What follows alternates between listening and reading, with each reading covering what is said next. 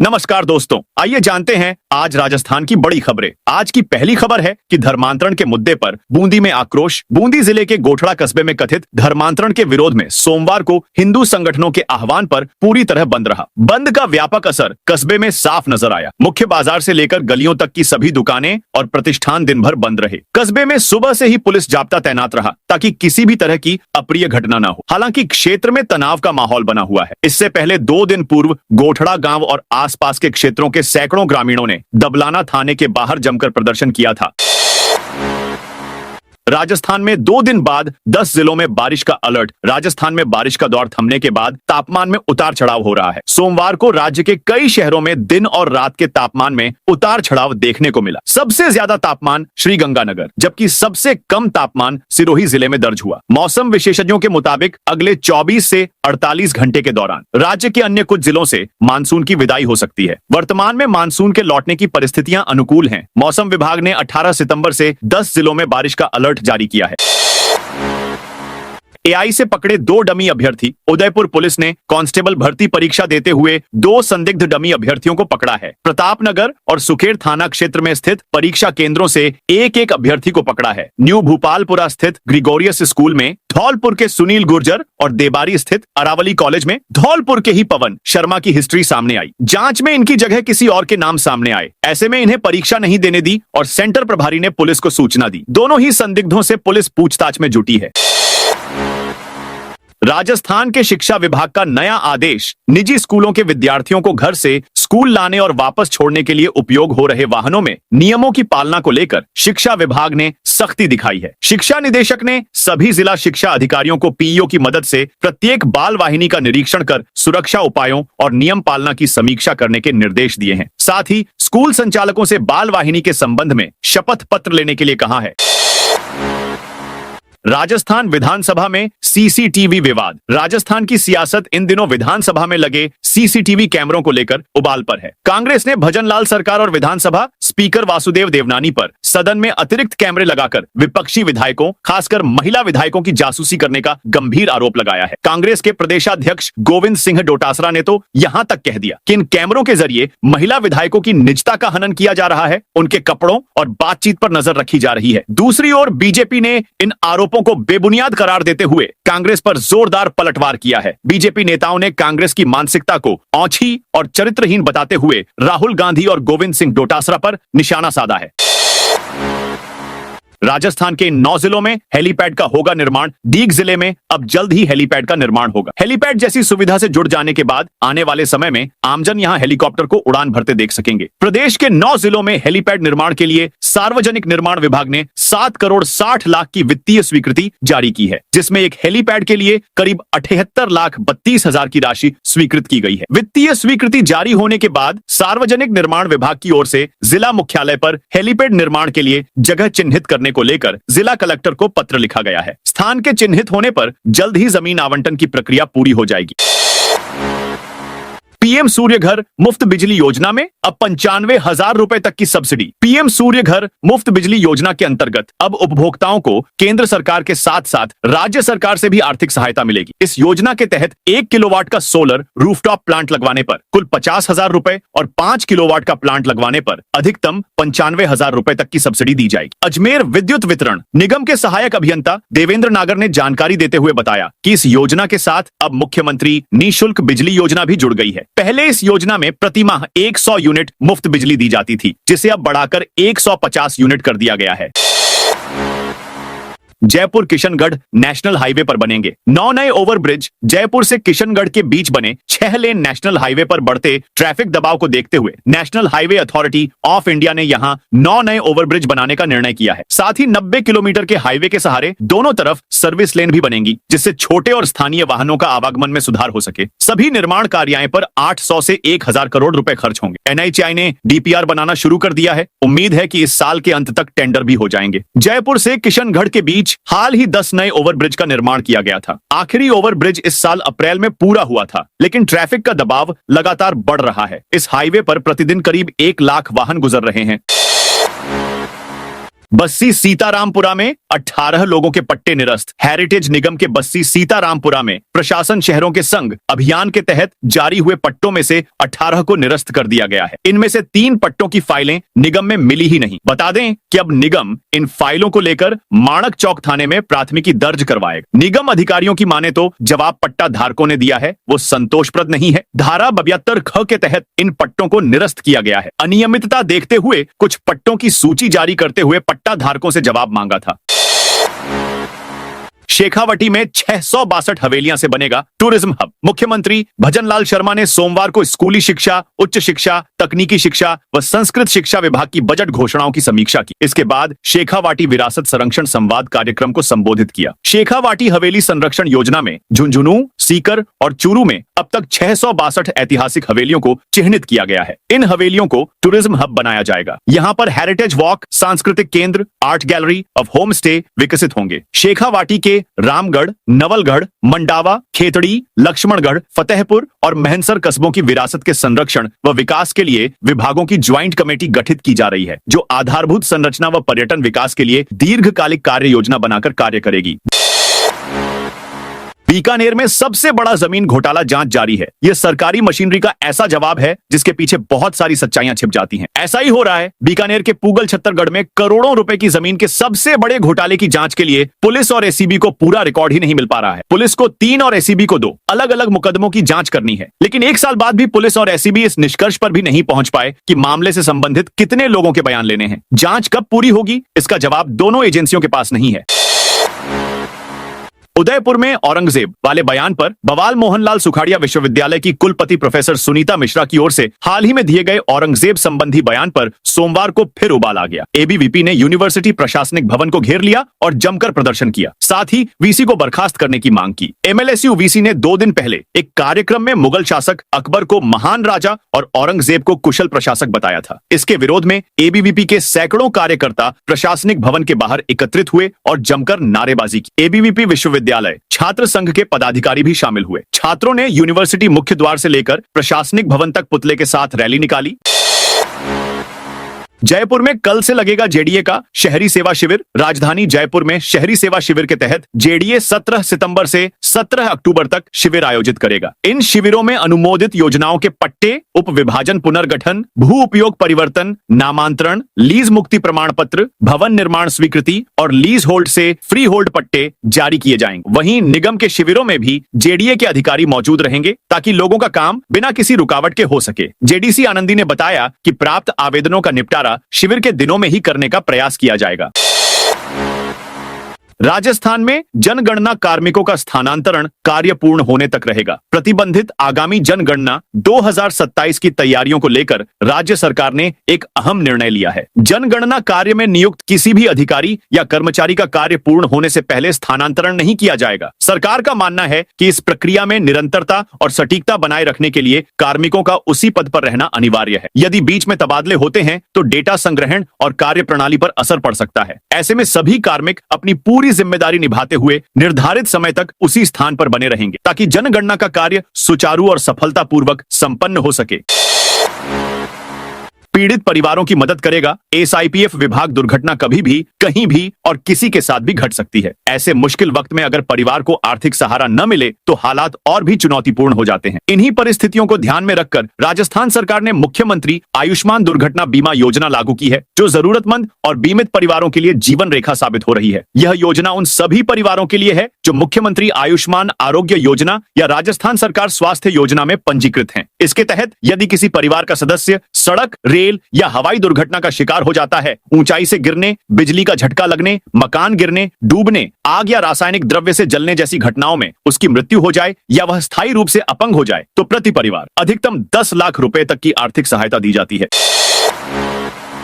राजस्थान में अवैध मदिरा पर आबकारी विभाग की बड़ी कार्रवाई। प्रदेश में अवैध मदिरा निर्माण, भंडारण, परिवहन और विक्रय पर रोक लगाने के लिए आबकारी विभाग द्वारा चलाए जा रहे विशेष निरोधात्मक अभियान के तहत अगस्त माह में व्यापक कार्रवाई की गई। आबकारी आयुक्त शिव प्रसाद नकाते के निर्देशानुसार विभाग ने सघन जांच अभियान चलाकर अवैध गतिविधियों पर अंकुश लगाने के लिए सख्ती दिखाई। अभियान के दौरान 2,96,036 लीटर वॉश नष्ट किया गया। इसके अलावा विभिन्न निरोधात्मक कार्यवाहियों में कुल 1683 केस दर्ज करते हुए 1035 व्यक्तियों को गिरफ्तार किया गया। आबकारी विभाग की टीमों ने इस दौरान भारी मात्रा में शराब और अन्य मादक पदार्थ जब्त किए। जब्त सामग्री में भारत निर्मित विदेशी मदिरा की 8694 बोतलें, देशी मदिरा की 10,548 बोतलें, अवैध मदिरा की 9,533 बोतलें, बियर की 2038 बोतलें, 1 किलोग्राम भांग तथा 1510 लीटर स्प्रिट शामिल हैं।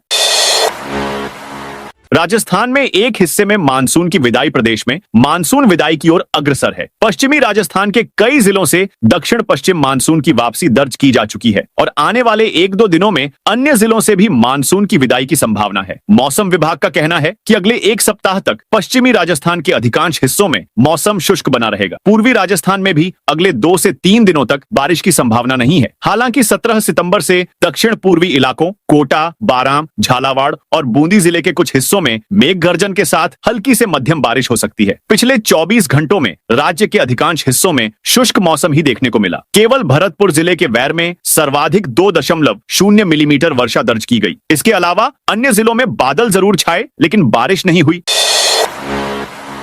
विद्यालयों में जल्द दिखेगा बड़ा बदलाव। मुख्यमंत्री भजनलाल शर्मा ने कहा कि विद्यार्थी हमारे देश के सुनहरे भविष्य हैं, जिनकी सुरक्षा राज्य सरकार की सर्वोच्च प्राथमिकता है। उन्होंने गुणवत्ता के उच्चतम मापदंडों का पालन करते हुए विद्यालयों के निर्माण एवं मरम्मत कार्य सुनिश्चित करने के निर्देश दिए। साथ ही इन कार्यों में जवाबदेहिता के लिए स्कूली शिक्षा विभाग में कार्यकारी एजेंसी की नियुक्ति करने के लिए भी निर्देशित किया। मुख्यमंत्री शर्मा सोमवार को मुख्यमंत्री कार्यालय पर स्कूली शिक्षा, उच्च शिक्षा, तकनीकी शिक्षा एवं संस्कृत शिक्षा विभाग की बजट घोषणाओं की समीक्षा कर रहे थे। इस दौरान उन्होंने गांव ढाणी से लेकर शहरी क्षेत्र में स्थित राजकीय विद्यालयों एवं महाविद्यालयों में शैक्षणिक सुविधाओं तथा सेवाओं के सुदृढ़ीकरण और विस्तार पर गहन चर्चा करते हुए आवश्यक दिशा निर्देश दिए। राज्यपाल ने मंजूर किया आयोग सदस्य मंजू शर्मा का इस्तीफा। राजस्थान लोक सेवा आयोग की सदस्य मंजू शर्मा का इस्तीफा राज्यपाल हरिभाऊ बागड़े ने सोमवार को स्वीकार कर लिया। हाईकोर्ट की ओर से आरपीएसएससी सदस्यों पर की गई टिप्पणी के बाद मंजू शर्मा ने अपना इस्तीफा 15 दिन पहले राज्यपाल को भेज दिया था। मंजू शर्मा के इस्तीफे के बाद आरपीएसएससी में सदस्यों के 10 पदों में से 6 पद रिक्त हो गए हैं। हाईकोर्ट की सिंगल बेंच ने एसआई भर्ती 2021 पर सवाल उठाते हुए आरपीएसएससी सदस्यों की भूमिका पर टिप्पणी की थी। हाईकोर्ट की इस टिप्पणी के बाद 1 सितंबर को मंजू शर्मा ने अपना इस्तीफा राज्यपाल को भेज दिया था। इस्तीफे में मंजू शर्मा ने लिखा था कि मैंने अपना पूरा कार्यकारी और निजी जीवन अत्यंत पारदर्शिता और ईमानदारी से काम करते हुए व्यतीत किया है।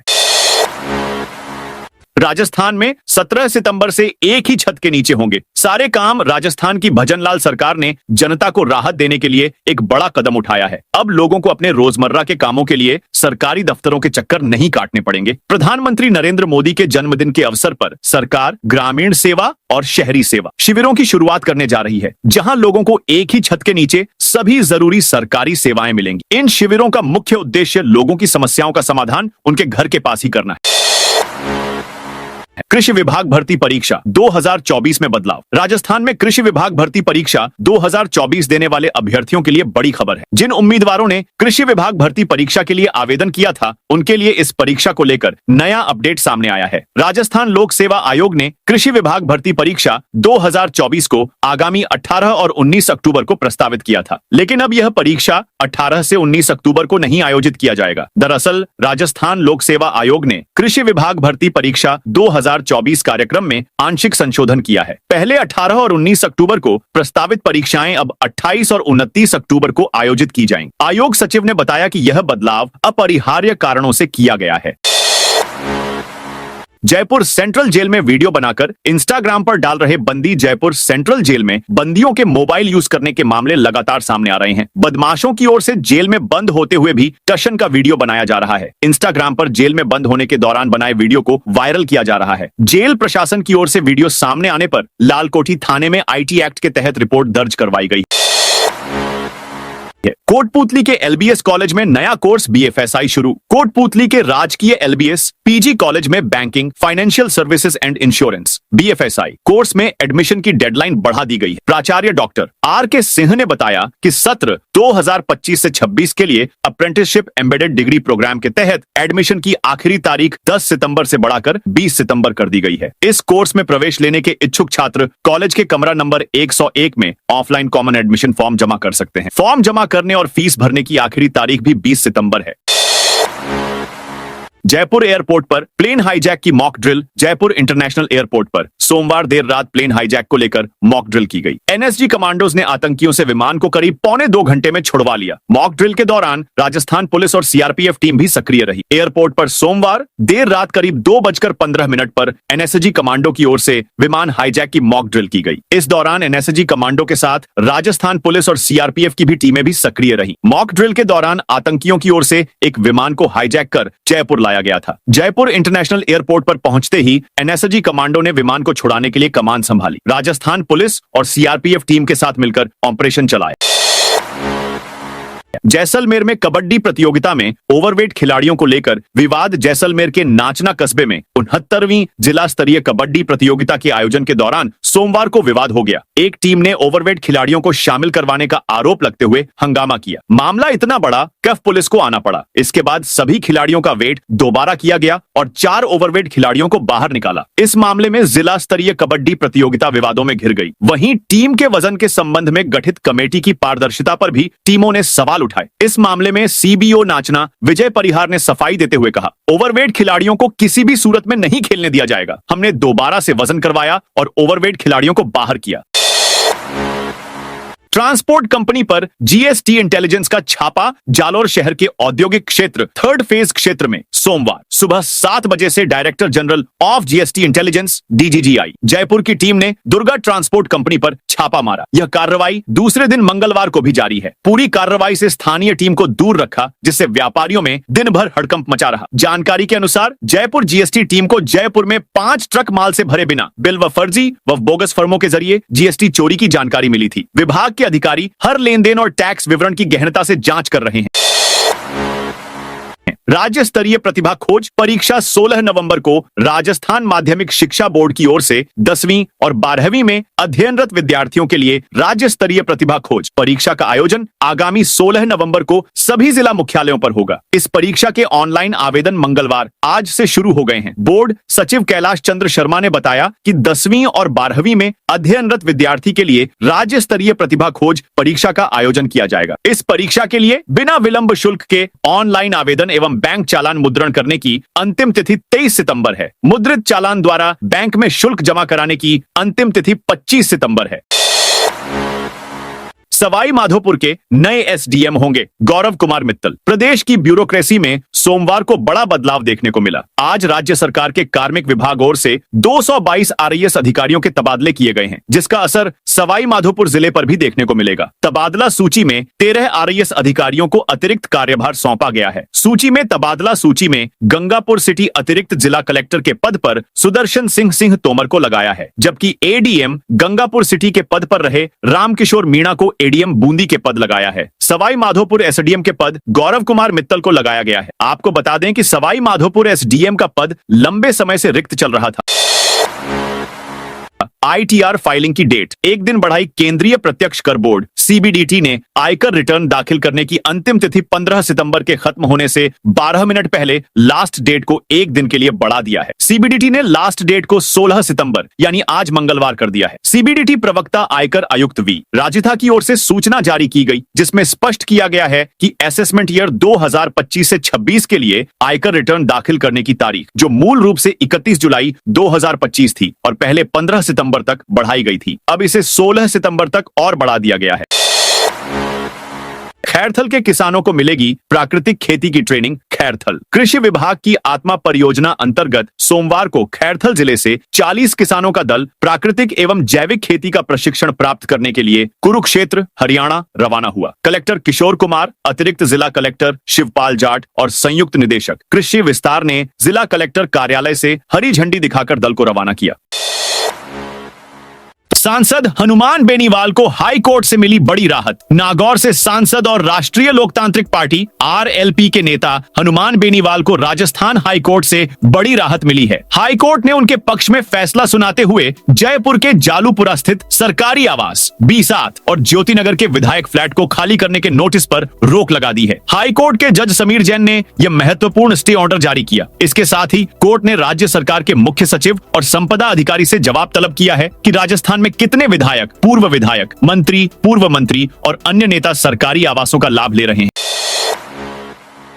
जेडीए चलाएगा अभियान, बकाया लीज राशि पर 100% ब्याज माफ पट्टों पर मिलेगी, इतनी छूट जोधपुर विकास प्राधिकरण जेडीए 17 सितंबर से 17 अक्टूबर तक शहरी सेवा शिविर 2025 आयोजित करेगा। इनमें राज्य सरकार की ओर से कई शुल्क में बड़ी छूट भी मिलेगी। अभियान में बकाया लीज राशि पर 100% ब्याज माफ और फ्री होल्ड पट्टों पर 60% तक की छूट मिलेगी। लीज राशि में बड़ी राहत, वर्ष 2025 से 26 तक की बकाया लीज राशि एक मुश्त जमा कराने पर ब्याज में 100% छूट मिलेगी। फ्री होल्ड पट्टा के लिए 10 वर्ष की लीज राशि अग्रिम जमा करने पर 60% छूट और लीज मुक्ति प्रमाण पत्र के लिए 8 वर्ष की राशि अग्रिम जमा करने पर भी 60% तक की छूट मिलेगी।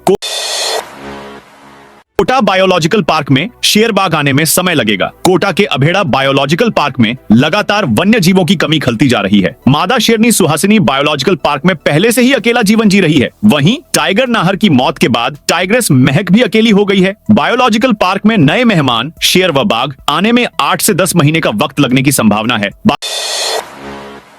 बालोतरा में 78 अवैध कपड़ा फैक्ट्रियों पर चला बुलडोजर। राजस्थान के बालोतरा में आबादी वाले इलाकों में चल रहे अवैध कपड़ा कारखानों के खिलाफ प्रशासन ने बड़ी कार्रवाई शुरू की है। नगर परिषद, प्रदूषण नियंत्रण मंडल और विद्युत विभाग की संयुक्त टीम ने भारी पुलिस बल के साथ इन अवैध इकाइयों पर छापा मारा। इस दौरान कई फैक्ट्रियों की मशीनरी जब्त की गई, बिजली कनेक्शन काटे गए, पानी की टंकियां ध्वस्त कर दी गयी और मीटर जब्त कर लिए गए। इस कार्रवाई से अवैध संचालकों में हड़कंप मच गया। कुछ तो अपने कारखानों को ताला लगाकर वहां से गायब हो गए।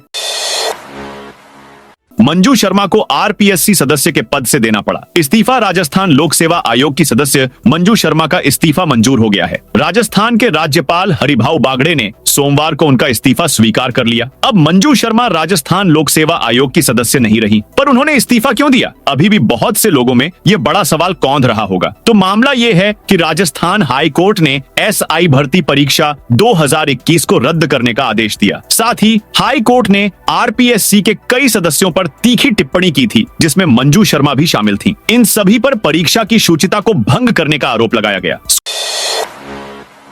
स्कूल में तिलक व मूर्ति पूजा के खिलाफ भड़काने का आरोप, सरकारी स्कूल के प्रिंसिपल पर तिलक लगाने और मूर्ति पूजा के विरोध का आरोप लगाते हुए ग्रामीणों और हिंदू संगठनों ने विरोध प्रदर्शन किया। आक्रोश को देखते हुए प्रिंसिपल को स्कूल से हटा दिया गया। मामले की जांच पूरी होने तक सीबीओ कार्यालय में उपस्थिति देने के आदेश जारी किए गए हैं। वहीं प्रिंसिपल का कहना है कि बच्चों को कबीर का पाठ पढ़ाया गया था, जिसे विस्तार से समझाया गया था। मामला सिरोही जिले के रेवदर ब्लॉक स्थित राजकीय उच्च माध्यमिक विद्यालय पैरवा का है। घटना मंगलवार दोपहर की है। शिक्षा विभाग की कार्रवाई के बाद स्थिति शांत हुई। फिलहाल आगे कार्रवाई की मांग करते हुए लोगों ने स्कूल पर ताला लगाकर विरोध करने की चेतावनी दी है। 8 शहरी निकायों में 17 सितंबर से लगेंगे वार्डवार शिविर। डीडवाना कुचामन जिले में मुख्यमंत्री भजन लाल शर्मा के निर्देश पर शहरी सेवा शिविर 2025 का आयोजन 17 सितंबर से होगा। जिला कलेक्टर डॉक्टर महेंद्र खडगावत ने अधिकारियों को इस संबंध में निर्देश दिए हैं। शिविर में लोगों की समस्याओं का एक ही स्थान पर समाधान किया जाएगा। इसमें साफ सफाई, स्ट्रीट लाइट की मरम्मत, सड़कों का सुधार और पार्क व शौचालयों की साफ सफाई जैसे कार्य होंगे। सीवरेज कनेक्शन, विभिन्न प्रकार के पट्टे, भू उपयोग परिवर्तन और नामांतरण की सुविधा भी मिलेगी। जयपुर में जिला स्तरीय जन सुनवाई कार्यक्रम। जयपुर में आम जनता की समस्याओं के समाधान के लिए 18 सितंबर बुधवार को जिला स्तरीय जन सुनवाई कार्यक्रम आयोजित किया जाएगा। कार्यक्रम जिला कलेक्ट्रेट सभागार में सुबह 11 बजे से दोपहर 2 बजे तक चलेगा। इस जन सुनवाई में जिले के जनप्रतिनिधि और सभी विभागों के जिला स्तरीय अधिकारी मौजूद रहेंगे। मुख्य सचिव या प्रभारी सचिव वीडियो कॉन्फ्रेंस के जरिए कार्यक्रम से जुड़ेंगे। सभी उपखंड अधिकारी और ब्लॉक स्तरीय अधिकारी भी वीडियो कॉन्फ्रेंस के माध्यम से भाग लेंगे। जमीन के पट्टे, जन्म मृत्यु और विवाह रजिस्ट्रेशन के लिए कैंप राजस्थान सरकार द्वारा आमजन तक योजनाओं का लाभ पहुंचाने और ग्रामीण क्षेत्रों के विकास को गति देने के उद्देश्य से ग्राम सेवा शिविर अभियान की शुरुआत की जा रही है। इन शिविरों में विभिन्न विभागों की योजनाएं एवं सेवाएं एक ही मंच पर उपलब्ध होंगी, जिससे ग्रामीणों को राहत के साथ तुरंत समाधान भी मिलेगा। शिविरों में राजस्व विभाग द्वारा लंबित खाता खसरा सुधार, नामांतरण, मूल निवास व जाति प्रमाण पत्र जारी करने तथा भूमि संबंधी कार्यों का निपटारा किया जाएगा। ग्रामीण विकास विभाग द्वारा प्रधानमंत्री आवास योजना, मनरेगा कार्यों के अनुमोदन और बीपीएल परिवारों के सत्यापन जैसी गतिविधियां शामिल होंगी। शिक्षा विभाग द्वारा विद्यालयों की मरम्मत व स्वीकृतियां प्रदान की जाएंगी तथा छात्रवृत्ति और पेंशन योजनाओं का लाभ भी दिलाया जाएगा।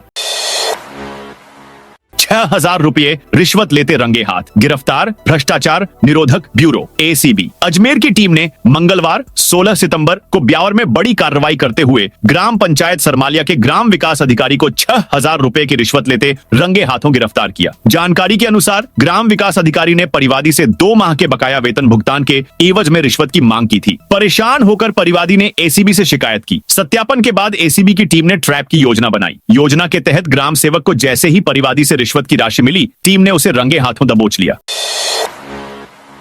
जयपुर में अवैध रिसोर्ट सील। जेडीए की प्रवर्तन शाखा ने सोमवार को मालपुरा डूंगर में बड़ी कार्रवाई की। इसके तहत कानोता बांध के बहाव क्षेत्र को अतिक्रमण से मुक्त कराया गया। पुलिस उप महानिरीक्षक राहुल कोटोकी ने बताया कि मालपुरा डूंगर में विला पैलाडियो रिसोर्ट का निर्माण और संचालन जेडीए से अनुमति लिए बिना किया जा रहा था। इस संबंध में पहले भी जेडीए ने नोटिस जारी किए थे। नोटिस के खिलाफ रिसोर्ट संचालक ने जेडीए अपीलीय अधिकरण में याचिका दायर की थी। इस पर जेडीए की ओर से पक्ष रखा गया। न्यायालय के निर्णय अनुसार संचालक को अतिक्रमण हटाने के लिए समय दिया गया था, लेकिन तय समय सीमा में अतिक्रमण नहीं हटाने पर जेडीए ने निर्माण को सील कर दिया। भूमि नामांतरण के नाम पर पटवारी ने ली 5,000 की रिश्वत। राजस्थान के डूंगरपुर में भ्रष्टाचार निरोधक दल एसीबी ने मंगलवार को भूमि नामांतरण के नाम रिश्वत लेते पटवारी को रंगे हाथों गिरफ्तार किया है। अतिरिक्त महानिदेशक स्मिता श्रीवास्तव ने बताया कि गामड़ा ब्राह्मणिया निवासी वेलजी पुत्र बादर पाटीदार ने एसीबी कार्यालय में लिखित शिकायत दर्ज करवाई थी। शिकायत में बताया था कि उसकी गाँव में पैतृक जमीन है। जमीन का खसरा नंबर 2760 है। इस जमीन में उसका व उसकी बहन रमीला का संयुक्त नाम है। भूमि में बहन की जगह मां के नाम से नामांतरण करना था। नामांतरण के नाम पर पटवारी हेमंत बुनकर ने 10,000 रुपए की रिश्वत मांगी। एसीबी टीम ने सत्यापन करवाया। शिकायत का सत्यापन सही पाया गया। पटवारी ने मंगलवार को रिश्वत की राशि लेकर परिवादी को गामड़ा ब्राह्मणिया मार्ग पर स्थित एक होटल पर बुलाया। तो दोस्तों, यह थी आज राजस्थान की बड़ी खबरें। आप इस वीडियो को अभी कौन से जिले से देख रहे हैं, उस जिले का नाम कमेंट में बताइए।